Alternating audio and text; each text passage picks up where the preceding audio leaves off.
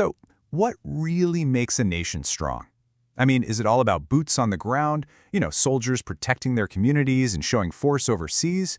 Or is it something else, like economic muscle, flexing at the big global negotiating tables? Today, we're going to dig into two really different, but as you'll see, deeply connected ideas of what national power is all about. All right, so here's the plan. We're going to start right at the local level, talking about these citizen soldiers, first at home and then abroad. After that, we'll switch gears completely and jump into the high-stakes game of global trade. We'll look at the real cost of a trade war, and then, and this is the important part, we'll tie it all together. Right. This is the big question we're wrestling with today.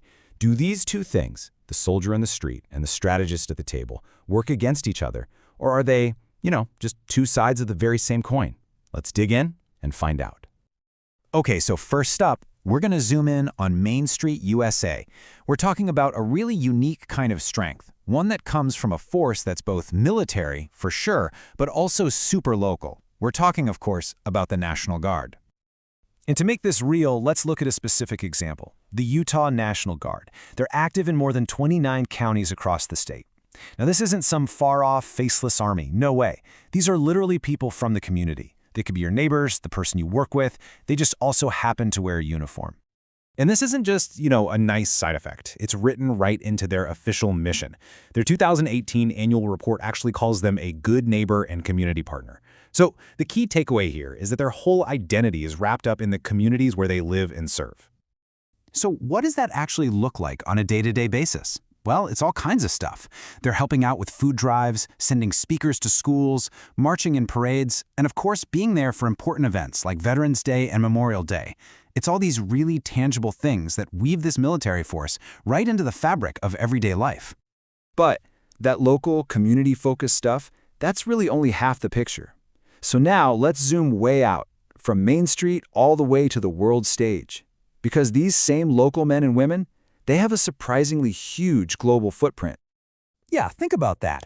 The very same soldiers you see in a local parade might be deployed halfway across the world a few months later. One minute they're here, the next they're in Morocco providing medical aid. Or they're in the Asia-Pacific, taking part in massive training exercises with our allies.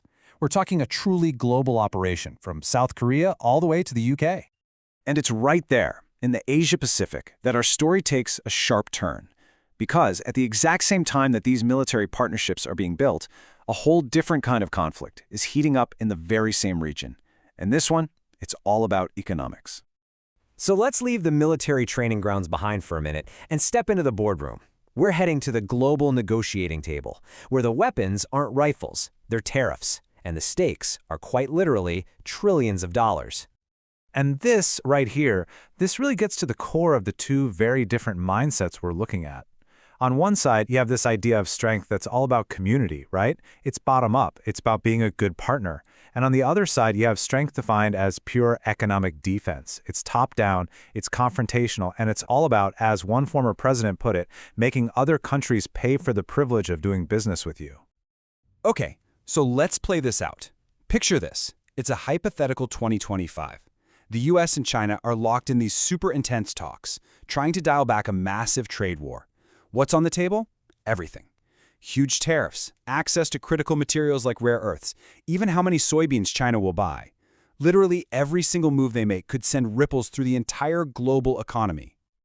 So the big question is, what happens if those talks completely fall apart? What does a full-blown trade war actually cost everyone? Well, let's stop guessing and look at the numbers. All right, so to get a handle on this, a research group called CPEI ran a really detailed simulation. Here's the scenario they modeled. The US slaps a huge 60% tariff on everything from China and a 10% tariff on goods from most other countries. And, this is key, everyone else retaliates.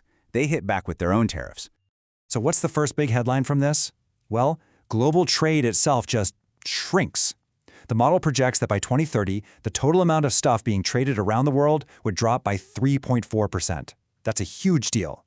It just means less business happening everywhere. And what about the two big players, the US and China? Get this. The economic cost is projected to be pretty much identical. Both their economies would be 1.3% smaller. It's a classic case of mutual destruction.